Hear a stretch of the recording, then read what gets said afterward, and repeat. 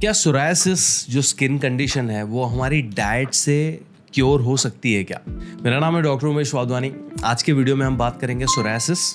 अगर नहीं पता है तो बने रहो, बिकॉज सोरायसिस को हम डिटेल में डिकोड करने वाले हैं और dietary changes for that particular condition, because वो बहुत ही अनोइंग कंडीशन होती है एंड आपकी लाइफ की बहुत ही गंदी तरीके से जंग लगा सकती है जब भी वो फ्लेयर अप होती है। तब वीडियो शुरू करें उससे पहले 3 सेकंड का मेरा इंट्रो आएगा। चैनल सब्सक्राइब करो, बेल आइकन दबाओ एंड वीडियो अच्छा लगे तो बहुत सारे लोगों के साथ शेयर करना है, बिकॉज इस साल हमें 1 मिलियन सब्सक्राइबर्स पहुंचना है। ठीक है, चलो बात करते हैं सोरायसिस के बारे में। So please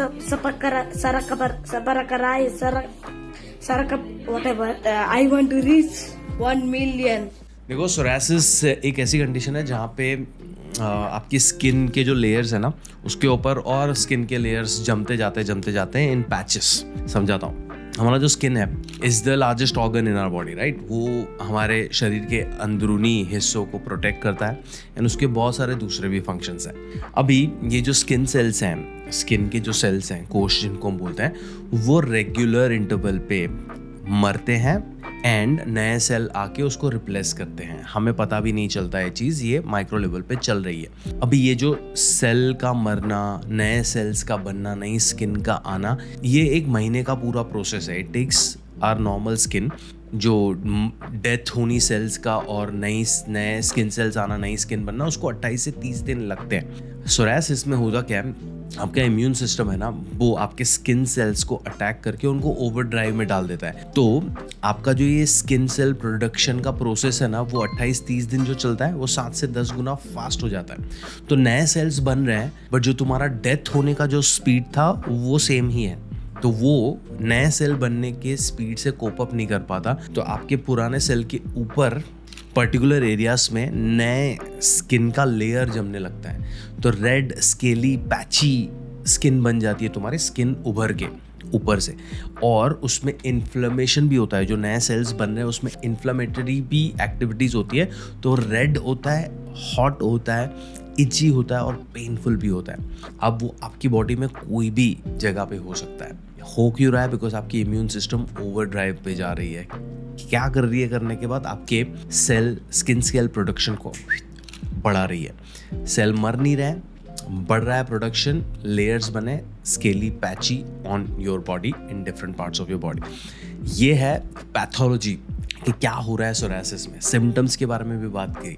अभी एज आई सेड, लोकेशन कहीं पे भी हो सकता है, बट मोस्टली आपको फोरहेड, स्कैल्प, एल्बो, ये जगहों पे बहुत ज़्यादा पाया जाता है। लोअर बैक में भी बहुत ज़्यादा पाया जाता है। ये जो कंडीशन है ना, ऐसे क्रॉनिक कंडीशन है, सालों साल चलती है। बिकॉज इसको हम इडियोपैथिक कंडीशन भी बुलाते हैं, बिकॉज मेडिकल की दुनिया के पास इसका कोई स्पेसिफिक रीज़न नहीं है कि भाई ये आप करते हो इसकी वजह से सोरायसिस हो गया आपको। ये इडियोपैथिक है। हमें इतना ही पता है कि हमें इसमें इम्यून सिस्टम कुछ तो घपला कर रही है, दूसरा इन्फ्लेमेशन हो रहा है। तो जब हम न्यूट्रिशन या डाइटरी या लाइफस्टाइल चेंजेस की बात करेंगे तब हम इन दोनों पे ही फोकस करेंगे। But before we get there, I want to talk about a couple of things. First is कि जो लोग भी ये सोरायसिस कंडीशन से सफ़र करते हैं, उनके 2 फेजेस होते हैं। एक होता है फ्लेयर अप्स, मतलब ये जो सिम्टम था वो एकदम उभर के अभी दिख रहा है 10-15 दिनों के लिए, बहुत गंदी इचिंग होगी, पेन होगा, एंड अनोइंग लगेगा पूरा, वो उसको फ्लेयर अप फेस बोलते हैं। आप सिम्टोमेटिक ट्रीटमेंट ले सकते हो डर्मेटोलॉजिस्ट से कंसल्ट करके, वो सिम्टोमेटिक रिलीफ के लिए, एंड थोड़े टाइम के बाद वो वापस से सबसाइड होगा, जिसको बोलते हैं रिमिशन। तो फ्लेयर अप होता है, रिमिशन होता है, फ्लेयर अप होता है, रिमिशन होता है, और ये साइकिल चलती रहती है। ये जो फ्लेयर अप्स है वो अलग अलग ट्रिगर्स की वजह से होते हैं। वो ट्रिगर्स है ना, वो अलग अलग इंडिविजुअल्स के लिए अलग अलग होता है। Yes, there are some common triggers जो मैं अभी बताऊंगा, but I am not saying कि ये सब में होगा। इसके अलावा भी कोई ना कोई और ट्रिगर हो सकता है। तो बहुत सारे लोगों को स्ट्रेस जब बढ़ता है तो सोरायसिस के सिम्टम्स बढ़ जाते हैं। उनकी डाइट में प्रोसेस शुगर ज़्यादा खाया, डेयरी ज़्यादा खाया, अंडे ज़्यादा खाया, रेड मीट ज़्यादा खाया, सनलाइट में बहुत स्पेंड किया टाइम, नींद सही से नहीं ली, आपका अल्कोहल ज़्यादा लिया, तली हुई चीज़ें ज़्यादा खाई, तो आपके ये सारे सिम्टम्स फ्लेयर हो सकते हैं। These are the triggers. But if you think about it, ये सारे ट्रिगर्स वैसे ही हमें पता है।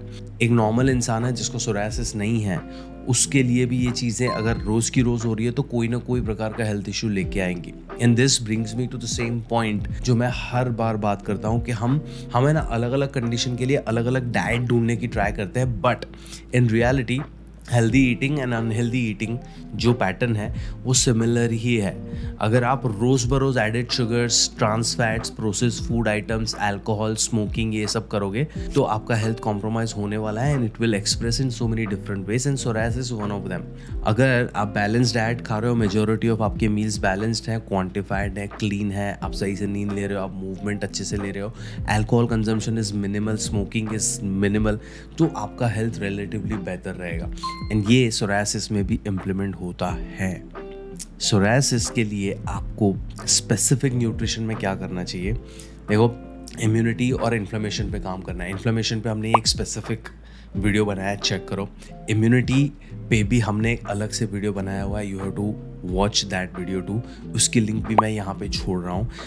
बट ब्रीफली आपका इम्यूनिटी सिर्फ विटामिन सी और विटामिन डी के सप्लीमेंट खाने से नहीं बिल्ड होगा। बिल्डिंग के लिए you need proteins, because antibodies जिसकी हम बात कर रहे हैं या आपके इम्यून सिस्टम को सही चलाने के लिए जो रॉ मटेरियल चाहिए वो आपका बैलेंस डाइट में से ही आएगा। तो you have to make sure कि आप सही मात्रा में प्रोटीन और ओमेगा 3s खा रहे हो, which is also going to help you with your inflammation part as well. मैंने इन्फ्लेमेशन और इम्यून को अलग से वो डिटेल्ड वीडियो में एक्सप्लेन किया, तो वापस से यहाँ पे रिपीट करने की ज़रूरत नहीं है। प्लीज़ विजिट दोज वीडियोस, वहाँ पे स्पेसिफिक डाइटरी रिक्वायरमेंट्स भी लिखी हुई हैं। अब अगर आपको आपकी कंडीशन के लिए मुझसे या मेरी टीम से बैठ के बात करना है so that we can devise a lifestyle plan to manage your psoriasis, book a consultation. हमने डिस्क्रिप्शन में डिटेल्स दी हुई हैं, चेक दैट आउट। ऑल्सो अगर आपने हमें और अलग सोशल मीडिया पे नहीं फॉलो किया है तो हियर मी आउट। हमने अलग अलग लैंग्वेज में इंस्टाग्राम पेजेस शुरू किए हुए हैं, जैसे कि Sindhi, Marathi, sign language, English, इन सब की लिंक्स मैं छोड़ रहा हूँ डिस्क्रिप्शन में। चेक दैट आउट, बिकॉज हम बहुत सारी अलग अलग एक्टिविटीज़ कर रहे हैं जिसके अनाउंसमेंट है ना आपको यूट्यूब पे देखने को नहीं मिलेंगे। तो चेक दैट आउट। कुछ सवाल है तो मुझे कमेंट्स में पूछो। एंड याद रखो, आपने शुरुआत में मुझे बोला था कि वीडियो अच्छा लगेगा तो शेयर करेंगे, राइट? तो share this with your friends and family members. I'll see you in my next video and तब तक के लिए अपना ध्यान रखो एंड याद रखो कि सोरायसिस को भी मैनेज करना, उसके फ्लेयर अप्स को मिनिमाइज़ करना इतना कॉम्प्लिकेटेड नहीं है, सिंपल है।